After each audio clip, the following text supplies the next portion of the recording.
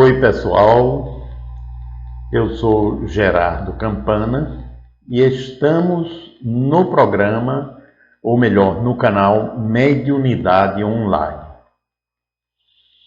E se você quer assistir todos os vídeos, ou pelo menos uma boa parte dos vídeos relacionados diretamente com a mediunidade, você pode ir no canal Mediunidade Online e na playlist Sem Medo de Ser Médium. E aí você vai encontrar desde o primeiro vídeo até este, em que nós estamos aqui conversando a respeito de mediunidade. Mas não se esqueça de se inscrever no canal, ok? Um grande abraço e vamos lá. Hoje eu gostaria de conversar um pouco em função de algumas perguntas que foram feitas, por que é que se dá tanta ênfase à questão da obsessão e da desobsessão. Na verdade, não se dá tanta ênfase. Se estuda obsessão e desobsessão porque faz parte da vida do ser humano, tanto neste plano de vida como em outros que são próximos deste, porque obviamente aquilo que se chama obsessão nos planos mais adiantados já não existe mais, né? Então, obsessão aqui não tem propriamente a ver com aquilo que na psicopatologia se chama transtorno obsessivo compulsivo, onde tem as obsessões, né, que são pensamentos recorrentes, repetitivos, compulsivos, e as compulsões, ou seja, comportamentos ritualísticos repetitivos que o indivíduo, mesmo no nível consciente, não querendo, ele os repete porque recebe um comando, não só do nível inconsciente, mas por outros fatores também, que eu não vou entrar aqui me detalhar, porque não é o objetivo deste vídeo, ok? Então, quem quiser saber mais a respeito disso, tem um outro canal, né, que é o canal que leva o meu nome, Gerardo Campana, onde eu abordo especificamente, mas não só, temas ligados à psicologia, sentimento, relacionamentos, ok? Então, obsessão, aqui, desse outro ponto de vista, o que é? Então, a obsessão é estudado, por exemplo, no Espiritismo, né, como sendo uma ação persistente de um espírito perturbado ou malfeitor, né, sobre um encarnado, sobre o qual ele atua ou com propósito de vingança ou para obter aquilo que ele deseja, né? A obsessão ela não se dá apenas do desencarnado, dos chamados mortos, que na verdade não estão mortos, estão mais vivos até do que nós, porque fora da matéria, e portanto com mais posse, né, de algumas das suas potencialidades. Não é só do desencarnado para o encarnado. Nós temos processos obsessivos, inclusive entre vivos, os chamados vivos, de encarnado para encarnado. Nós temos muitos, são os relacionamentos tóxicos, os relacionamentos abusivos, os relacionamentos de dominação e subjugação, de algoz e vítima, e por aí afora, né? Então, são processos também que se enquadram dentro daquilo que é chamado de obsessão. Nós temos as obsessões dos desencarnados para os encarnados, que são aquelas que são mais faladas, onde espíritos, grupos de espíritos, ou um indivíduo só, um espírito só, atuando sobre um encarnado. E aí tem um bocado de coisa para se falar, que eu não vou esgotar o assunto neste vídeo, nós vamos voltar. oportunamente a abordar o assunto, porque é vasta a questão da obsessão. E nós temos também do encarnado para desencarnado, ou seja, alguém no corpo obsidiando espíritos, né? Atuando tanto no sentido de dominação, como no sentido, muitas vezes, de usufruir de alguma coisa deles, né? Por exemplo, há muitos anos atrás, nós estávamos auxiliando uma amiga que sofria um processo obsessivo, e aí a gente foi ajudando os espíritos, eles foram gradativamente modificando, foi um processo que demandou um bom tempo, né? Quase toda semana a gente conversava com espíritos vinculados a ela, ao mesmo tempo que a gente tentava mostrar para ela aquilo que ela precisava modificar no plano mental, no plano emocional e no comportamento dela também, né? Porque a gente sabe que uma ação ela não ocorre sem que haja algum tipo de permissão, né?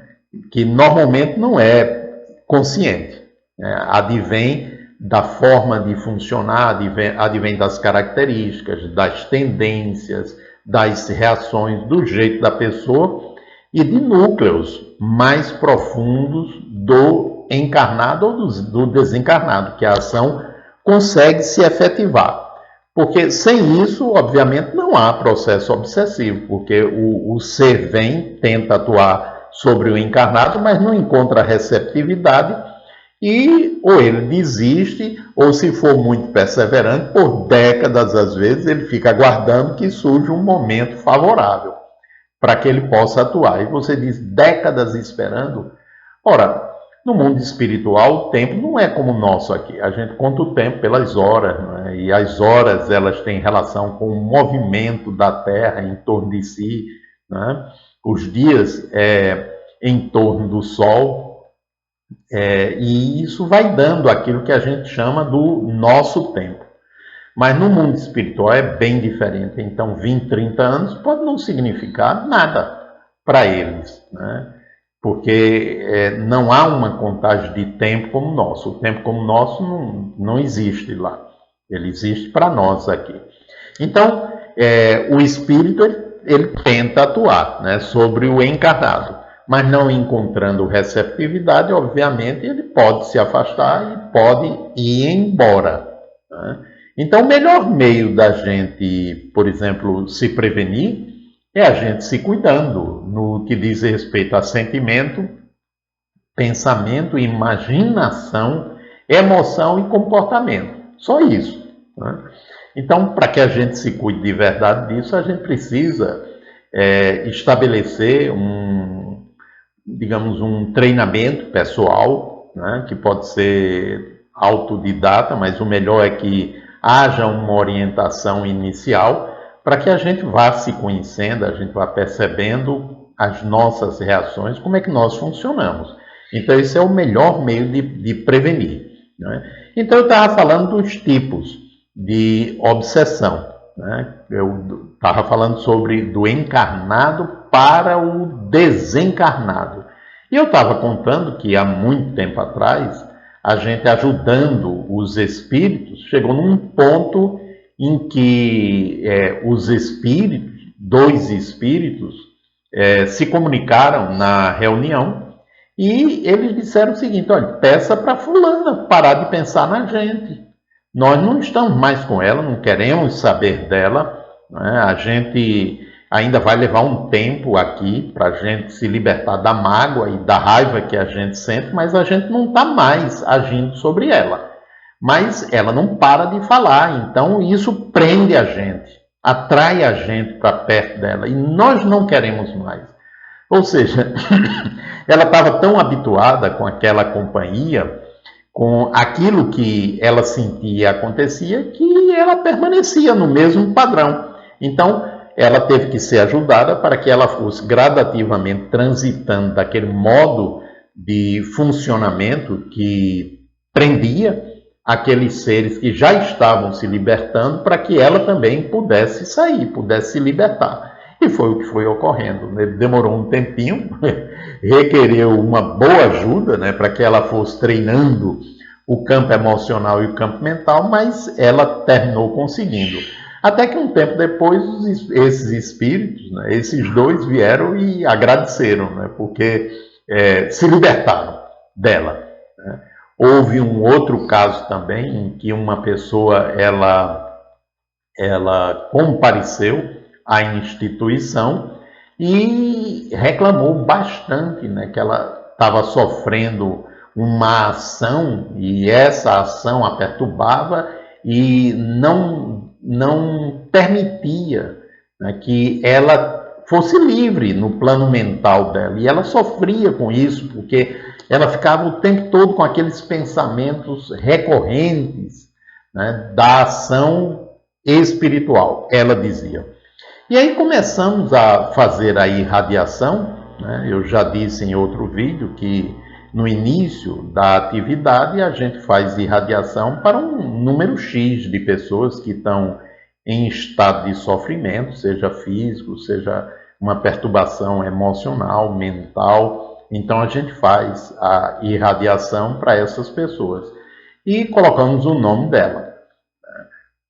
Umas 2 semanas depois, compareceu um espírito e disse: olha, não somos nós não que estamos fazendo isso. Né? É ela que chama a gente.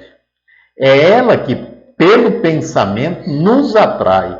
A gente já quer até ir embora, né? Porque depois que a gente começou a perceber algumas coisas, a expandir mais o nosso pensamento, a gente já não quer mais isso, mas fica difícil para a gente se libertar se ela nos aprisiona, né, com o pensamento e com o sentimento.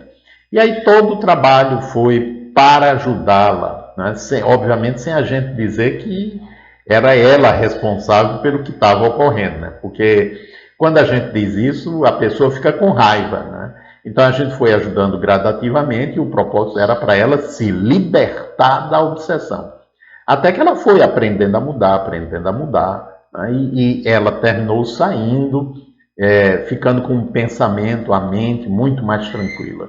O interessante é que quando isso começou a ocorrer, ela chegou, né, num dia da reunião, não propriamente reunião mediúnica, né, porque o grupo da equipe só participam os membros da equipe, o pessoal que está sendo ajudado fica em outro local, ficava em outro local, que aí eu estou me referindo a algo que já faz bastante tempo, né? E ela disse: olha, tem algo estranho acontecendo comigo. E aí eu perguntei: mas o que é? Ela disse: tem a minha cabeça, eu não sei o que é que está ocorrendo, tem uma coisa diferente, estranha, né? Será que eu estou perto de morrer? E aí, na medida que eu fui conversando, eu fui me dando conta que, na verdade, ela estava sentindo a mente tranquila, a mente, digamos assim, vazia daqueles pensamentos. Mas ela ainda não tinha preenchido com uma outra coisa melhor. Então é como se tivesse esvaziado. E ela sentiu uma leveza, como ela não estava habituada, aquilo era estranho. E ela sentiu medo porque ela não estava habituada ao bem-estar. Ao bem-estar.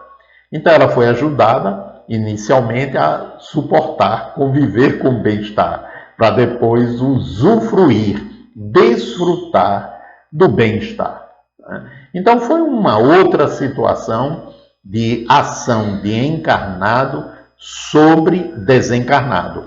E tem aqueles que, de certa forma, quase que escravizam espíritos, né? Espíritos de uma baixa condição evolutiva, uma baixa condição emocional, para colocá-los ao seu serviço, e alguns até conscientemente. Né? Então o trabalho é ajudar esses espíritos para que eles se libertem do processo obsessivo. Né? Então são diferentes modalidades e geralmente é uma pessoa atuando sobre a outra. E tem obsessões que são coletivas, sobre uma família inteira, sobre um grupo inteiro. né, sobre uma multidão para que pense sobre determinados assuntos de uma determinada maneira. Né? Mas por quê? Aí vem a pergunta, por que é que esses espíritos fazem isso? Né? Então, aí vale a pena aqui subdividir as obsessões. Então, tem obsessões por uma questão pessoal, ou seja, um ou mais espíritos tem ódio, né, por conta de questões de vidas passadas de alguém que está encarnado. Né? Então, esses espíritos se agrupam com outros mais especializados nesse tipo de ação e estabelecem um planejamento através do qual atuam sobre aquela pessoa. Né? E essa atuação, eles vão procurando a área mais sensível, a área através da qual eles têm maior facilidade de atuar. Encontrando essa área, eles vão agindo. Né? Eles podem agir eles diretamente, ou eles podem trazer espíritos com as características que podem ajudar no processo que eles estão atuando. Né? Por exemplo, se eles querem provocar confusão mental, eles podem trazer espíritos muito confusos, né, que estão sob o domínio deles. E aí colocam esses espíritos próximo àquelas pessoas sobre as quais eles estão atuando. Então, a proximidade e os elementos de sintonia, porque obviamente vão procurar espíritos que têm alguma sintonia. E se eles vão atuar nesse campo da confusão mental, é porque já descobriram que há uma possibilidade por aí. Então, a proximidade desses espíritos faz com que o campo mental, emocional, magnético deles interaja com o campo do encarnado. E aí o encarnado começa a absorver as sensações daquele espírito. E isso gradativamente vai levando a uma perturbação maior. Mas, como eu disse, isso só ocorre quando há algum tipo de sintonia. Não havendo sintonia, é inútil eles tentarem, né? Porque não vão conseguir. Então, é aquela história. O convite é feito por nós mesmos. Somos nós, digamos assim, que abrimos a porta para que essa ação possa acontecer. E abrimos a porta através do campo mental, do campo emocional, do campo social, né? Principalmente, porque, por exemplo, uma atuação sobre o campo físico depende do campo emocional. Se o campo emocional estiver bem, a ação sobre o campo físico dificilmente vai ocorrer, ou não ocorre mesmo, né? Porque o indivíduo está resguardado. Ele gerou uma defesa que impossibilita essa ação, né? Então, eles estudam e estudam bastante. É como, por exemplo, vamos pegar o campo.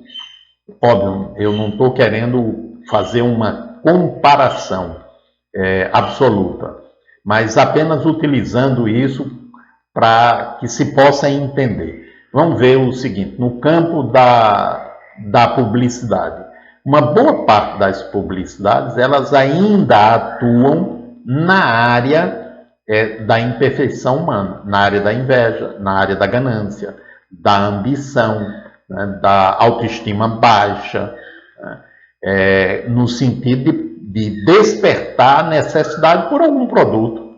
Né? Então havia uma propaganda de um carro aí, um sedã, isso já fazem anos, talvez 6 a 7, 8 anos por aí, né, que o indivíduo saía, um executivo bem vestido, bem apessoado, né, elegante, ele saía do seu escritório e por onde ele passava as pessoas olhavam e como que entravam nele.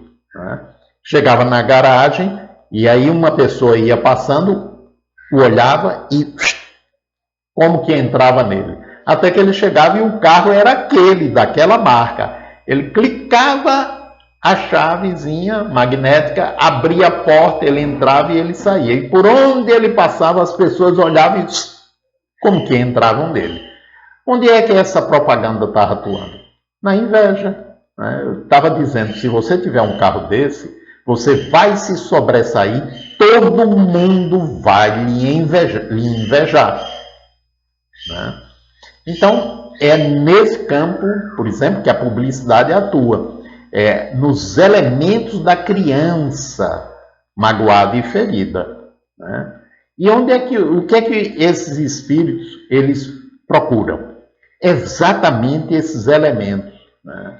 Para poderem acentuá-los, né? E acentuando-os, o campo mental, né? Abrir brecha para uma maior ação deles. A ação nem sempre é no sentido de prejudicar inicialmente, promover algum tipo de sofrimento ou perturbação que gera sofrimento.